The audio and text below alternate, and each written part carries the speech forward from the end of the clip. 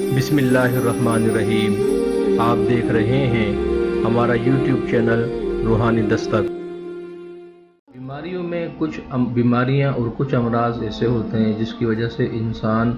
بہت جلد گھبرا جاتا ہے اور دیکھنے والا بھی اس مریض کو دیکھنے کے بعد پریشان ہو جاتا ہے،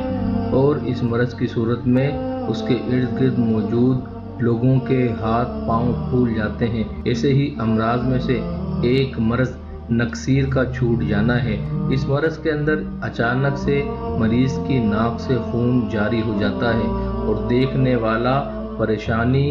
کا شکار ہو جاتا ہے اور اس کے اوزان خطا ہو جاتے ہیں، اور اگر کسی نئی جگہ پر ایسے مریض کے ساتھ کوئی مسئلہ بن جائے تو پھر اس کے علاج کے لیے بہت زیادہ دشواری اور بہت زیادہ پریشانی ہوتی ہے۔ نکسیر چھوٹ جانا بھی ایک ایسا مرض ہے جس کا مستقل علاج تقریباً ناممکن سا نظر آتا ہے، اور وہ لوگ جن کو نکسیر چھوٹنے کی بیماری ہوتی ہے وہ موسم کی ذرا سی تبدیلی کی وجہ سے یا ذرا سا کوئی وزن اٹھانے کی وجہ سے یا ناک کے ارد گرد لگنے والی ذرا سی چوٹ کی وجہ سے، اور اگر یہ مرض پرانا ہو جائے تو بعض اوقات زور سے چھینک آنے کی وجہ سے یا ذرا سی گرمی زیادہ ہونے کی وجہ سے بھی فوراً نکسیر سے یعنی ناک سے خون جاری ہو جاتا ہے۔ تو ایسے ہی تمام لوگوں کے لیے، تمام افراد کے لیے، دوستوں کے لیے کلام مجید فرقان حمید سے اس مرض کا ایک نہایت مجرب اور سہل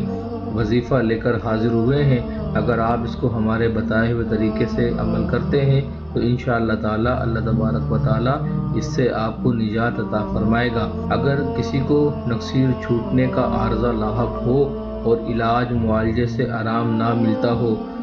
نکسیر کے عارضے میں مبتلا مریض کے لیے اول آخر درود پاک 11 مرتبہ پڑھ کر سورہ کافرون 11 مرتبہ مریض پر دم کریں۔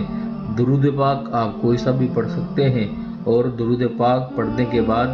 اول 11 مرتبہ درود پاک پڑھیں، پھر 11 مرتبہ سورہ کافرون پڑھیں، پھر 11 مرتبہ